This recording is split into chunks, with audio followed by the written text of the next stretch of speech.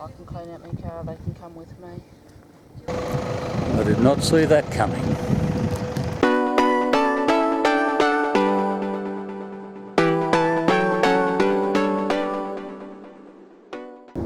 G'day and welcome to another Mongrel Dog production, and welcome to my adventure.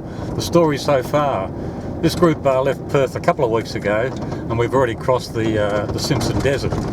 We're now heading towards Alice Springs, where we'll enjoy some downtime and get some work done to the vehicles, and after that we head for the Canning Stock route. Grab your gear, let's go. Well, we've left Alice. We were there for 2 nights. Unfortunately, some blokes had to spend that time fixing some gear. We had a weld on a water tank that had to be fixed. Another bloke had a busted water bladder which needed repair. We had a windscreen replaced. We had another windscreen repaired. Another vehicle had airbag suspension problems. One of the mounting brackets for the airbag had broken, so that had to be re-welded. Thankfully and luckily we were able to get all those repairs sorted within the only day that we were there. So yeah, from here 300 kilometres of blacktop bitumen to an Aboriginal community, Yuendamu, and then from there all unsealed up to Halls Creek, where we'll spend another couple of nights as well.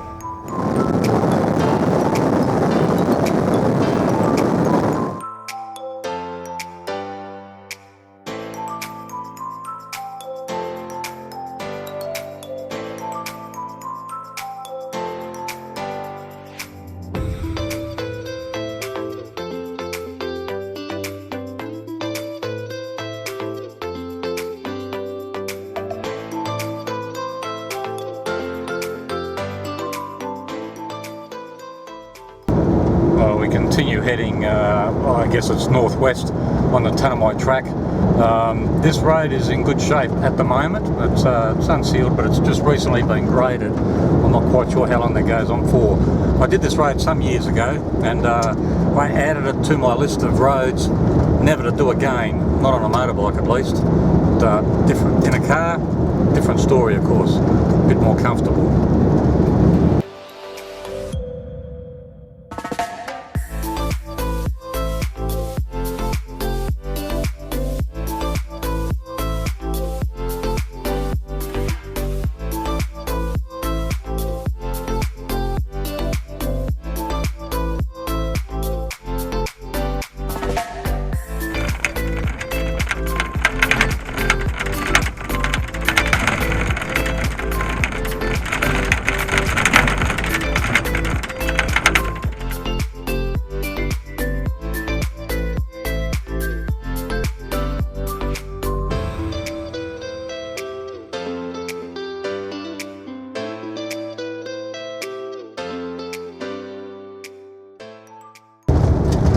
Just crossed the border back into WA.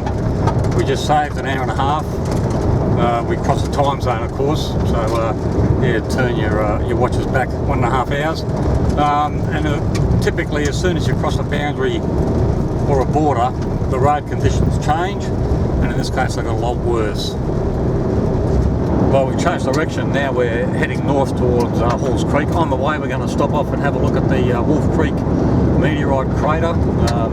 I've been there once before, some years ago. It's quite an interesting place. We've made good time. The road conditions are vastly improved from what I remember some years ago. It's been realigned in some places, and they've obviously spent some time maintaining it. So yeah, we've made better time than expected, and we should arrive at Halls Creek later on today.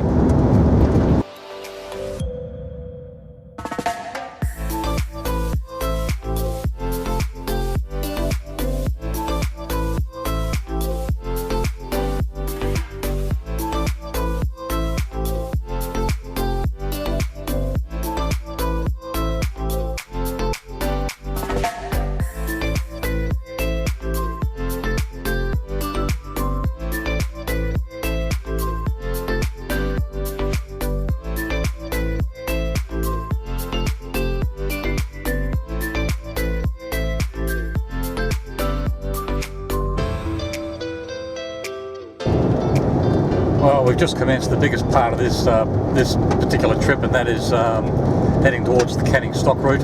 We stayed at Halls Creek for 2 nights just to regain our composure and just to replenish the supplies. There's not much on the Canning Stock route, not much at all. It's 1,700 kilometres in length, goes over about 700 sand dunes, and it's pretty much twin track the whole way. While we had 2 days off, or 2 nights at least, in Halls Creek, we went and did some local exploring. Went and had a look at China Wall, which is a 6 metre high quartz seam, if you like. Also had a look at the original town site of Old Halls Creek. The town was relocated in its current location around about the 1950s, after all the gold ran out in the original location. Also had a look at Saw Pit Gorge. Also had a look at Palm Springs, which is also a permanent water hole of fresh water. I've allocated 2 weeks to do the Canning Stock route. There may be some days where we only cover 100 kilometres, and we will be staying at a place called Durban Springs for 2 nights. That's about the only respite across along the whole journey.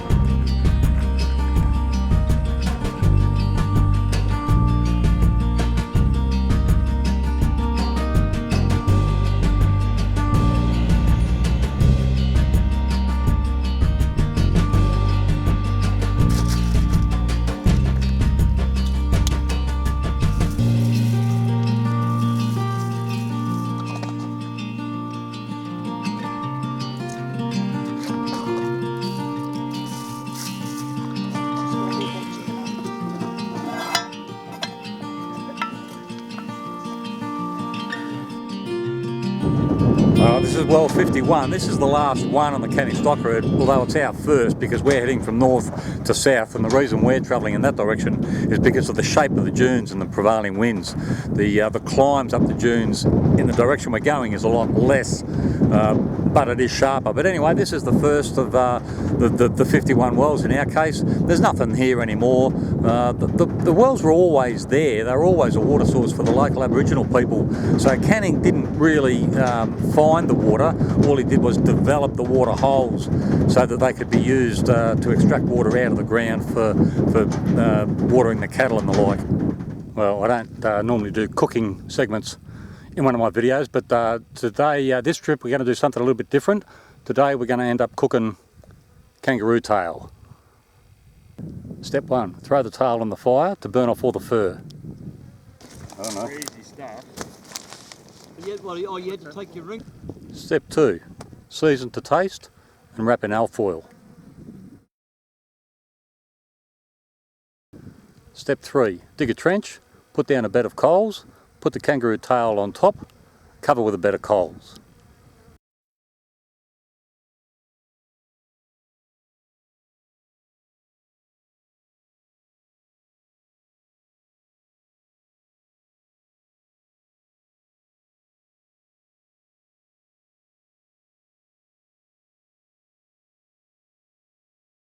Step 4, wait 2 hours. Step 5, eat and enjoy. Oh, we chopped the end off the tail, remember? Yeah, no, but it looks a bit... Oh, looks alright. That's good. Oh, Oh, yeah. it's got crunch.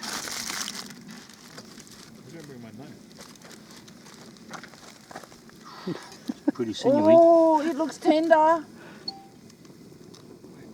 Is it tender, chewy? It's, no, hey, like I say, grab a fork. Yeah. Can I get a crunchy bit? Yeah, of course.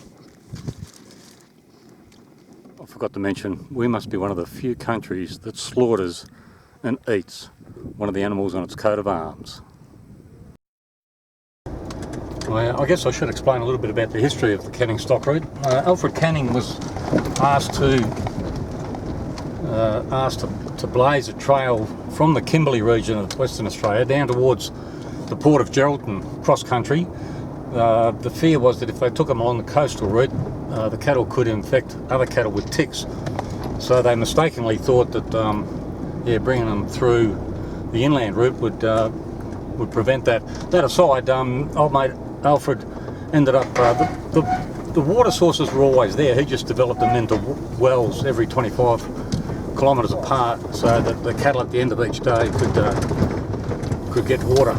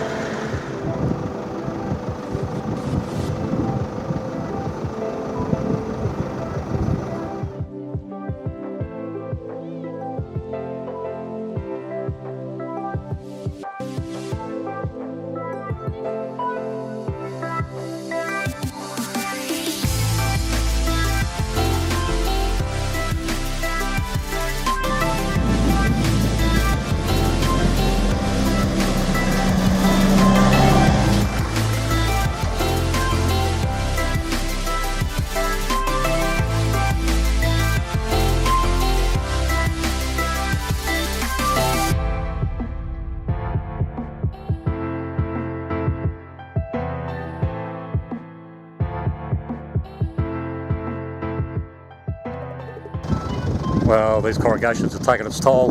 We're driving down the track and we found a water tank in the left-hand wheel track, which is obviously one of the vehicles in front of us. We are at well 46. It's been restored as well, although the water quality is not as good as well 49. That's the last of the restored wells, probably for a couple of days. Well, we're just about to leave well 40. We stayed here last night. Just visited a couple of graves. One was Michael Tobin's. He was speared April 1907, and there's also an Aboriginal's grave there as well, much more elaborate, who died a day before. Lots of speculation as to what went down. I guess we'll never know.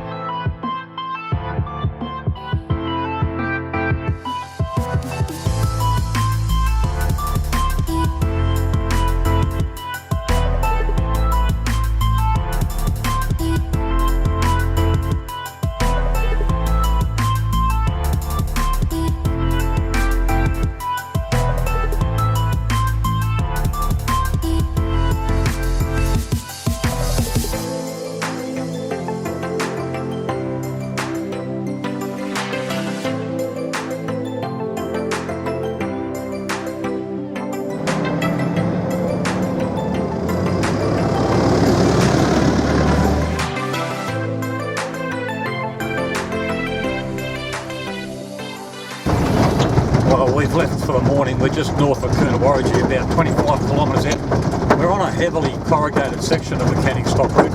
I knew this part existed because I'd done this section some years ago.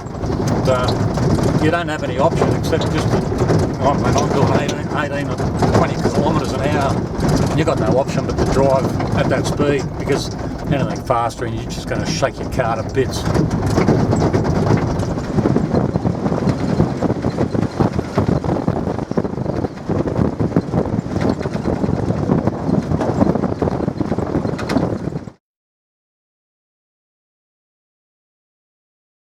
Well, we arrived at Coonawarrigi. We've been here long enough to do a load of washing, refuel certainly, $3.40 a litre, ouch. But having said that, you know, if it wasn't for places like this, people like us wouldn't be able to travel the outback as freely as we do. So you cop the hurt, pay the price. Yeah, we'll leave here very shortly and continue heading south. This is very bad. My roof rack has become ripped off. The rivets are ripped out of the roof. The whole thing's dislodged, so somehow we're going to have to pull all the gear off and distribute it through the rest of the vehicles, because I can't continue like that. Cable ties ain't going to fix this. We'll pull it off, and Steve's got screws and shit. oh, that's a big hole at the front there.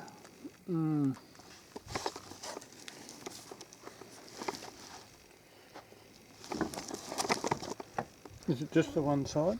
We're back on the road. We've been able to distribute all my crap in amongst the remaining vehicles. I mean, I'm carrying the spare wheel in the back of the ute, along with some other bits and pieces, and yeah, everybody else has chipped in and helped carry the load, so forever onward. We are at well 26. That's been restored some years ago. That's the clearest water we've seen along these along the stock route. Very good quality indeed. It's got also a replica of one of the water tanks that the camels used to have on their sides.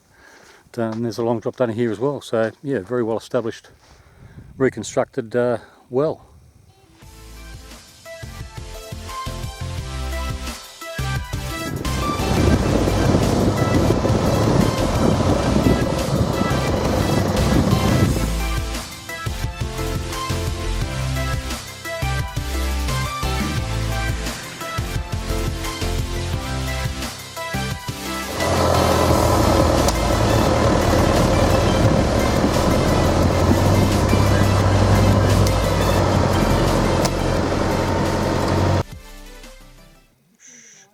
Listen, dingoes, very active around here.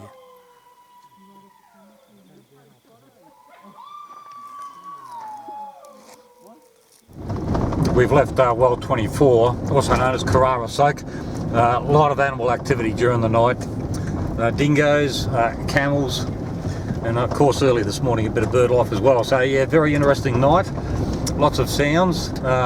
Which made a few people a little nervous, but that's okay.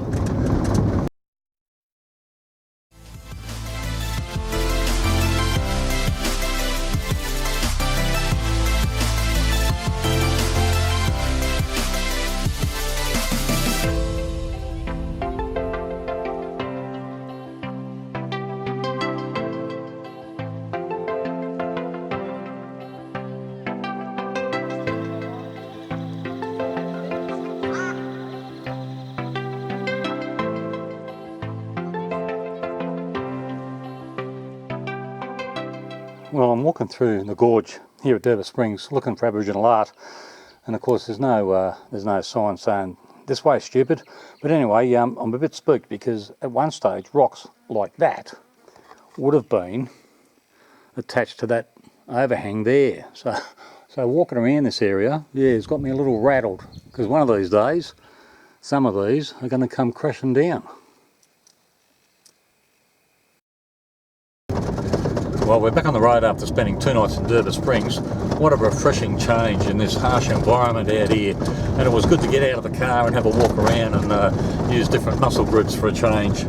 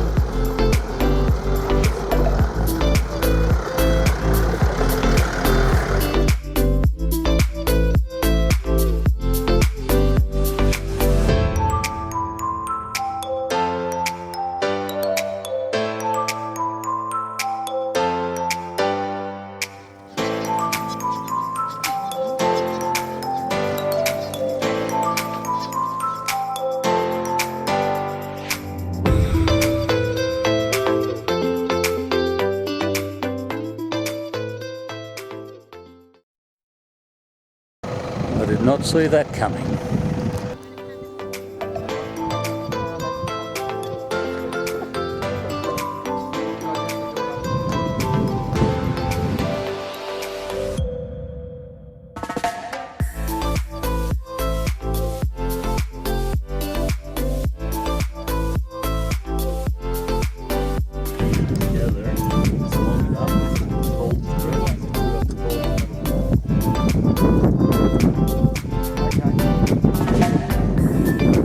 Well, we've strapped a log to the rear axle, and it's that log is taking the weight of the car, so that's the first step. We've tried to drive forward using front wheel drive only, but it just got bogged. So now we're using a snatch strap.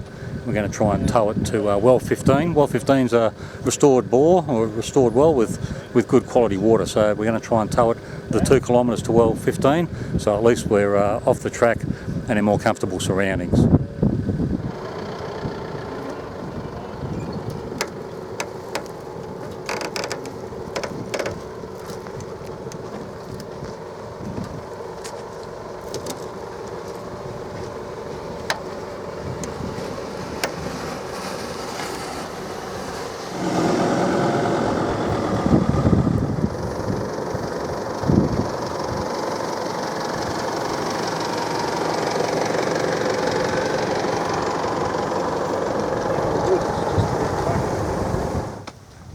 It's the morning after the night before. Some hard decisions have to be made. 2 of the group are leaving for Luna, and obviously Perth. They've got time restraints that they've got to keep, so they're going to leave as a pair and head for Luna, which is 500 kilometres away, and then slab it back to Perth. We'll spend the rest of today coming up with some sort of plan, and then whatever plan we come up with, we'll put that into action. Well, the goalposts have changed. Holiday's over. It's time to get serious. Steve's been able to make contact with the insurers, the vehicle insurers, and also a mechanic locally from Wooloona. But ultimately, the vehicle's going to be abandoned. So now Steve and Sue have to decide, between the 3 cars that are left, what we can take and what has to be left behind. Apparently, the car is going to be recovered, but I don't like their chances, so we'll, I don't know, somehow try and camouflage the car, maybe, I don't know, bury what gear can't be carried back, and make plans to come back and pick it up at some other stage. Well, we're about to depart well 15. All of us, the remainder of us just want to finish the trip and get off the track as soon as we can. We may exit through well 9, that'll take us through private property and get us onto at least a minor road. We've divided up as much stuff as we can between the 3 remaining cars. So as soon as Steve and Sue return from some final preparations with their car, we'll get on the track. See you on the other side.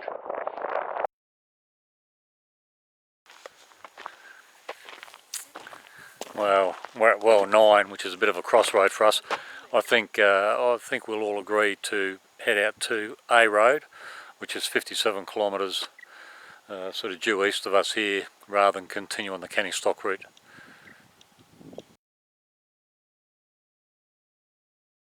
was a pretty sobering trip back to Perth. Before we left well 15, we tried to tow and drag the D-Max as far away from the campsite as we could. We got a couple of 100 metres before we both got bogged. But then Steve and Sue tried to break up the outline of the vehicle just to camouflage it as best they could. Pardon me. Well, we'd been back for a couple of weeks, and we were advised that the vehicle had been recovered over the weekend. And it looked, from the photographs, it looked like it was relatively still intact, so that's a great outcome for Steve and Sue.